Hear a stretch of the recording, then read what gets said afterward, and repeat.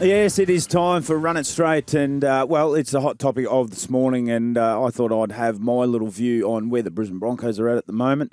For me, look, there's no two ways. There's a challenging period right now for the Brisbane Broncos. They've won one out of their last seven for the Broncos, so very, very sort of very much low on confidence, which has an effect on the group. There's been a lot of change at the Brisbane Broncos, but it can be a defining part of your season. Now, for the Broncos, I look to their senior leaders, I look to their players for a little bit of honesty, a little bit of humility, and also some selflessness. So they're sort of three real key factors for me that through this period of time needs to be driven and owned by those senior players. So, you know, the Katoni Staggs, the Payne Haas, the Pat Carrigans, the Adam Reynolds, the Ben Hunts, whilst injured still. But for me, I mean, you've got a new coach. So change in any organisation takes time. And when you change the head coach, it takes time to become successful because, often it requires systems, habits, routines, etc., need to be bought into by the playing group. Now, I understand as fans, you look at the list and you go, that is an unbelievable list. And should they be higher than where they are? Absolutely. Are they disappointed with where they are? I would think so. And we hear that, from from their coaches and the like. But in essence, for change to take time, it's more than just one decision from an individual. It's a buy-in. It's a collective buy-in from the group. It demands shifts in mindset, habits, culture, as I mentioned there before, and the players will notice a difference straight away. There will be difference because you've got to understand when you're an elite athlete or you are at the top of your game, it's robotic. Like you are very much a creature of habit, and you do the same thing pretty much every day. Most people, 80%, 90% of professional athletes. Well, as it's come on board, they've had to change that habit, and along with that can come. You can have some self-doubt. It can have all sorts of different areas of how you're performing. But for me, as I touched on there before, they need a little bit of honesty. They need to have that driven by the senior players. To be able to put your hand up and call out areas, whether you're part of it or not part of it, I think is key. What's going on in the team meeting room? Who's talking? Who's leading this? Who's doing that? It's not just what we see on the weekend from a performance base. If there's a standard or if there's a culture or if there's something that's not quite going to where it needs to go, it needs to be pulled up. But the senior players need to own that. Examples of honesty. I mean, I was sort of going through because ultimately you get defined by wins and losses, and that's just how sport is. I understand that. But Kobe Bryant, the late Kobe Bryant, he was sort of a huge competitor, right? He was one of the best competitors there was and driven to win.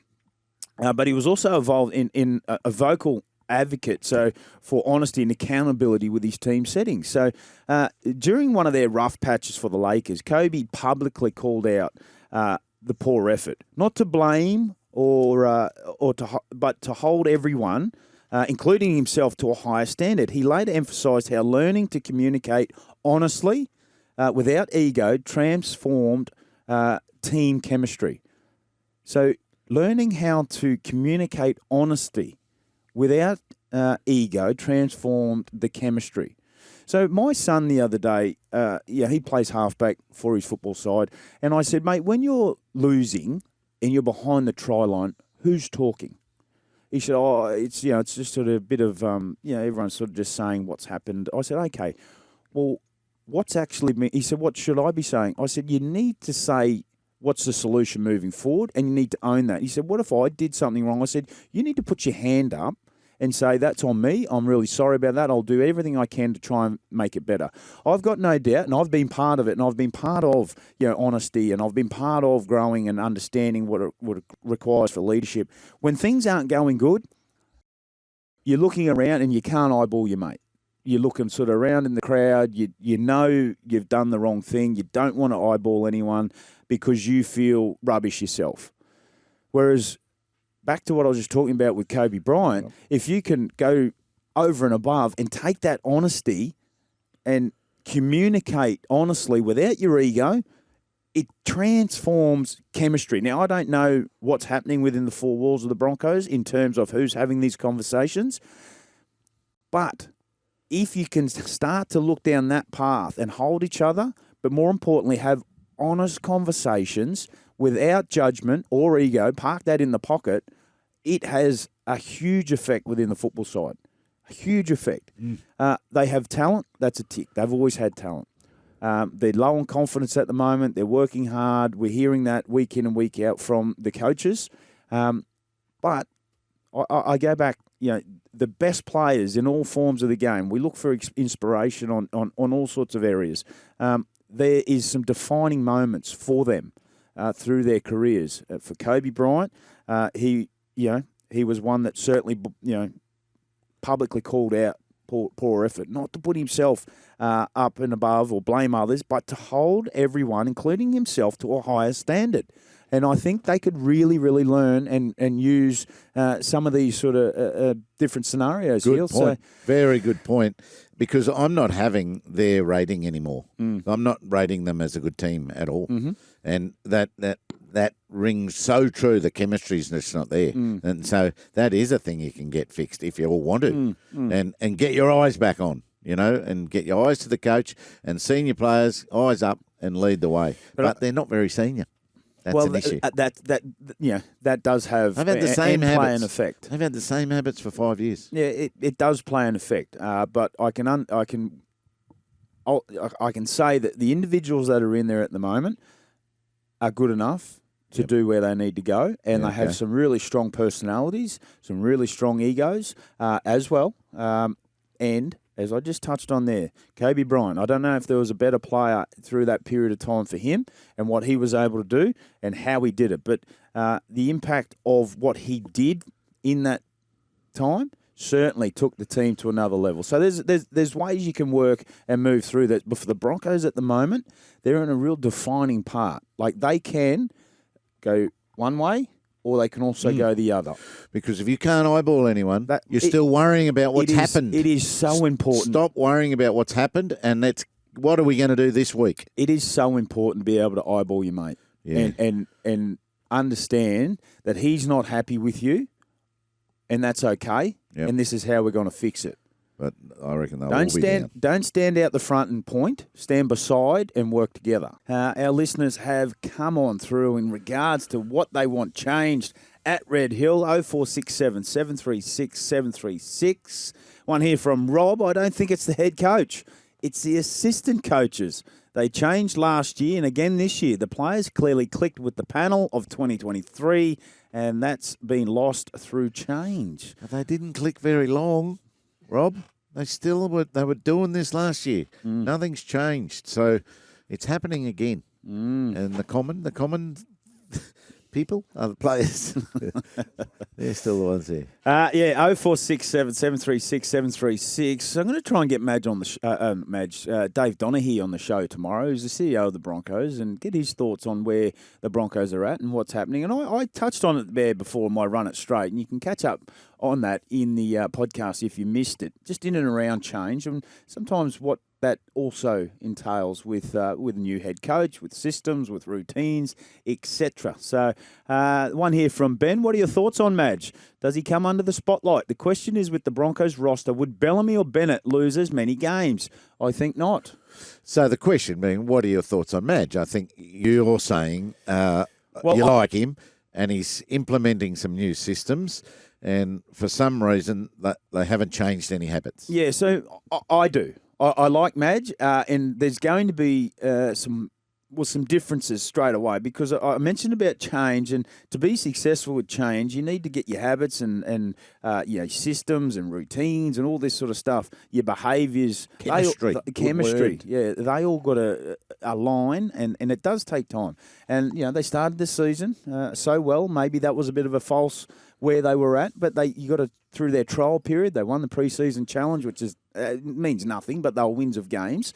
So I think it was way too harsh, the headline in the media where it said they should hang their heads in shame. They've just got to not take it so serious, these fellas. Like we got to don't let that noise sneak in. Yeah, we're doing this together. We're playing footy. We're not going very well at the moment, but if we do this, and this today, let's see if we start to tip the scales a bit. We're only 3 games off top. Yeah. Well, that's exactly right, and that's what I've said, and I've copped some pushback from some of the listeners.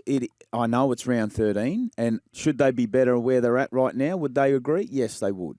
But it hasn't been the case. But there's still a long way to go in this. Just in get the season. going. This is a good one from Josh. Cousin Heels, as spoken about, why can't the players come out? Where'd that go? Come out and put the accusations to rest if they aren't fully behind Madge and the club. It's a good point, Josh. I don't know why they can't. They absolutely could if they wanted to. And I made mention about this period for the club at the moment. And this is where you want to see your senior players stand up, not obviously on the field and at training, but also from a media point of view. And they could well and truly do that, Josh. I think the best way to do it, though, Josh, is to start the intensity on the field. Get that going. To me, standing and talking words has lost. They haven't got the credibility at the moment because we've heard Reno in the press conference and Madge at the press conference saying the same thing 3 or 4 times. So that's not helping. So you do that best with some actions. And I go back to the Kobe Bryant about examples of being bringing that honesty and sort of really outing it, not to make himself look better, but to hold everyone to accountable. Some of the games over the course of the weekend, Heels, the Storm 28 beating the Titans 16. There was obviously some controversy. We just talked about that before. But the Storm, look, I mean, you get to the end of the season and 2 points is 2 points. They were far from their best. I mean, we hear from Tommy Hackett all the time. The Storm still favourites to win the comp, but it'd be a fair suggestion, an argument to say that they're miles off their best, the Storm. So I guess the difference is they're still banking 2 points. Yeah, and they're ahead of so many teams who can't forge their way up. Brisbane, Manly, Dragons, Cowboys, Dolphins, West Tigers and Roosters. They're all fluffing around in the middle there, aren't they? Yeah, they certainly are. The Cowboys, 32 points to a fast-finishing Tigers, what happened 28. Here? Did you see much of this? Well, have you heard the saying, "Q in the rack"? Like they were, they were 32. What was it? 32-6 with 17 minutes to go. And all of a sudden, the Tigers went bang, bang, bang. And where's that cue? Give me that back. They tried to get the cue back out. By that time, the horse had bowled it. They had enough. They did enough on what was a performance. And Benji was happy with his team, but I was really proud of the effort for the boys to fight back into the contest and give ourselves a chance there. A few opportunities we missed at the back end. I'm proud of the way they fought. We just got to address some of the things that got us into that position. Like there were some things in our control that we can be better at, but there were also things out of our control, like the 2 sin bins. I thought pretty harsh. The Nanai try going up as a no try, come back down, and he overruled the referee, which I thought he sort of took our player out. So there's a couple of things that we can't control, but there's definitely things we can improve on to not be in that position. But again, proud of the fight. Yeah, Benji Marshall just speaking about his team and his effort. I disagree with what he was saying there. I thought the Jerome Luai 10 in the bin was absolutely 10 in the bin. It was blatant. He'd been warned, and it was the 3rd time in quick succession. The referee was absolutely given no opportunity. No, he just had to go.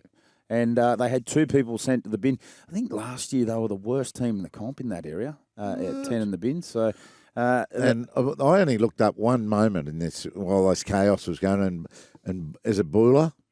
Yeah. Their fullback? Yes. Beauty. Yeah. He dropped one. Yes. It was sort of clear, and it would have taken a little bit of catching, but didn't catch it. That was the one he fluffed. Sea Eagles 34 over the Broncos 6. We've already sort of spoken in and around that at 4 Pines Park. Sea Eagles without a couple of stars, but still getting the job done. DCE's management of the game, good? He was very good. He was very good, DCE. Whether that's enough to keep him instead for a Queensland jersey because moving Dearden forward. was good for the Cowboys, Dearden was terrific. Dearden was absolutely terrific as well. So Warriors 36 beats the Bunnies. Fast finishing Bunnies also. Latrell Mitchell at his best again. How would you like to be on the try line when he stormed for that try, running straight at you? Oh, no, thank you. No, he's a big boy and certainly rises to the big occasions. The Panthers 18 points to 10. Winners over the Eels. That was an important victory for the Panthers, a must-win for them. Obviously, where they are, every game's a must-win, but they got that done. Their stars backing up, I thought, did a terrific job. Yeah, they weren't too proud to dig deep. They really had to go deep there. Got the job done, and they were really happy and proud of themselves. That's great. And one of the games of the round, if not, well, it was the game of the round for mine. It was a terrific contest. Some brilliance again from Mark Nwanganita Wase. That was a brilliant try that he came up with. Hold on, dude. Mate, what a highlights package he has got going at the moment. But some beautiful play from Canberra. Look, I touched on it before. They're in a spot at the moment. You talk about their inexperience, and I talk about experienced players at Brisbane before. They're inexperienced. And the lessons these inexperienced players are getting at the moment are hugely valuable because it's now they're breeding into themselves this winning success. They are travelling at the moment, getting the job done over the Roosters, 26 points to 24, and they come from behind. But it's their young stars. I mean, Ethan Sanders, in 3 games, got put into it, a late change from Jamal Fogarty pulled out of that side. But then you go like, Patty in the hooker who's done a job and come on, he's the future. Still there. Starling was suspended. Ethan Strange, as I touched on them a bit, Savage, Simasagi, Tamale. Weeks. Kyo Weeks, they were terrific, which puts the club in great step. But the fact that they are winning at the moment is such a valuable lesson because they know what it requires from Monday to Friday, and B, what it actually tastes like on the weekend. And that's it's infectious. Losing is infectious. Winning is also infectious. So they're in a great spot at the moment, the Canberra Raiders. The eyes of the scouts will be all over them, wouldn't they? Just finding how their salary cap's looking and what they're going to have to make offers to keep all these young blokes going through their pathway. Well, Ricky came under fire, I suppose, a couple of weeks ago when there was talking around Jamal Fogarty and his, they offered him 1-year deal and that was it. And he took a 3-year deal to go to Manly, and he was stoic in the go. Well, they got some young stars coming through, and we need to, nurture these players and hold these players. And well, he made mention about their future. Yeah, and look, you probably had a glimpse of our future there tonight. I wouldn't put him in there if I didn't believe. I wouldn't, and I said to him before the game, you're in there because I believe you're going to do a job. And the boys have had that. Ethan Strange has had that last year. Alan Paddy's had that. He's done a wonderful job tonight, only playing 15 minutes to 10 to 15 minutes in most games this year. He did a wonderful job. And I thought Danny Levi did a really good job to start the game for us. Yeah, that's how you get loyalty. Yeah. Yep. It certainly is, but it's certainly how they are breeding what they're doing. They're in a good spot at the moment, the Canberra Raiders. One here from Zulu, first-time texter. Thanks for coming on board. This week's game against the Titans is a must-win for the Broncos, which then leads into the bye round. Broncos have world-renowned sports psych Phil Jonah. Oliver working... Johnsy. Where'd you say, Phil? No, sorry. Jonah, well, you say Jonah Johnsy. Yeah, Jonah that must be another one. Working in the background with the team, and this is a perfect time to regroup and regather, as it's definitely not physical deficiency, but a mental alignment that's required. They then have the following 3 rounds coming up. They got the Sharks, the Warriors, and then the Bulldogs away. So it is a challenging period. You're right. Thanks for texting through, Zula. I'd like to hear a bit more from you. There's a fair text for you first. We think our attack is a bit one-dimensional, don't we, as well? Well, I've made mention about the attack side of things, but I go back to the selfless acts for individuals. That's right across the park. I don't care if you've done 22 runs. I don't care if you've got 300 run meters. I care about your acts and what actions you have and the reactions it has or the implications that it has or the results and benefits that it has to your teammates. That's where I look at it. I think that certainly can play its part. So there you go.